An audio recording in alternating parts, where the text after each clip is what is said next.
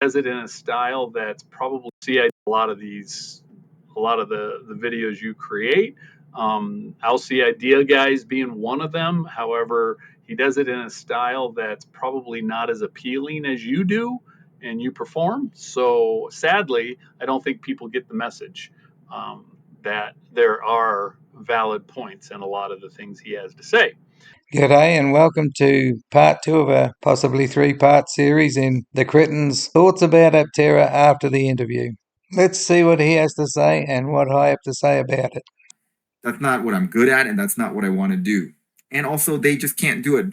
Again, there's lots of things that Chris is not able to say. Okay, number two, um, people are one of the things they're like, well, they've never given us any information.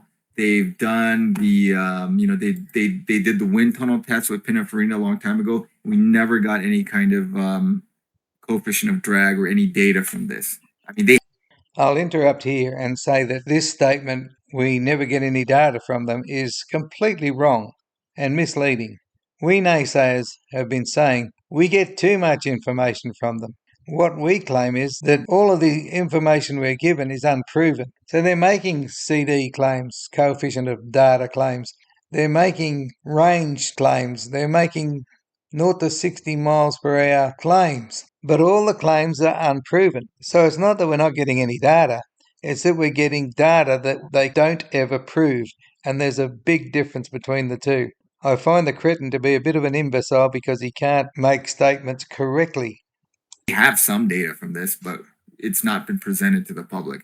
And then they've done track testing, and we've gotten some like little snippets of data from it, but not real data. And then there was that road trip from Flagstaff to Carlsbad, and we didn't get any real data from that. We have to extrapolate out a lot of things. So why is that happening? I have my reasons why I think it is. Here's why I think they could release the data, and I think people that follow Aptera religiously, like I would personally love to see the data. It would be interesting. It would give me stuff to look at, and we could talk about it, and we would understand that this is preliminary data. So here's why I think that they're not doing it. And I think they're not presenting it for a very specific reason. One is presumably the data is not as good as they wanted it to be. So like I don't think the efficiency is like 100 watt hours per mile, per watt hours per mile. Yeah, I don't think it's that good. If it was, I think they would release it, because that would look good. But what if the efficiency is like 130 or 140 or something, and then people that are following Aptera, they would know, okay, yeah, that's preliminary data from a prototype. It's going to get better. They're fine tuning things. We understand that. However, people that don't follow Aptera, this kind of stuff gets out in the press, and they'll have headlines like Aptera fails to reach efficiency targets, or Okay, this is warped logic. What he's saying right at the outset is that fanboys are more intelligent than the naysayers because fanboys understand that it's preliminary data. He's inferring that the naysayers don't understand that it's preliminary data, and that's not true. But what's wrong with going to the press and saying that prototypes are not meeting the claims? The dishonesty begins with them making claims without first proving them to themselves. That's the start of the dishonesty.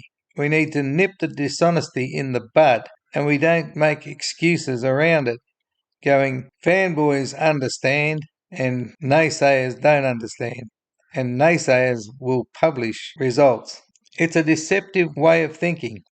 Aptera does not reach the projected efficiency targets, that kind of stuff. These are the headlines that are going to obviously come out, and then a lot of people that don't follow Aptera closely or peripherally or first time they hear about it, they're going to just write it off, which I think is very unfair. So I think that's what they're trying to avoid by releasing this information, or it could be the other way around. Maybe the efficiency numbers are really good, but they're afraid that their production car won't exactly reach those numbers, and they don't want to have people expecting these really good numbers, but then when they finish the production car, it's not going to be the number. So while I personally wish that they would release more numbers and give us validation information because it would be really fun to follow along. I think what they're doing is actually wise, waiting. The second idea is even more ridiculous than his idea that fanboys are more intelligent than naysayers. There's not a hope that they're withholding better than their claimed data. That's an absolute joke to think that that's even possible.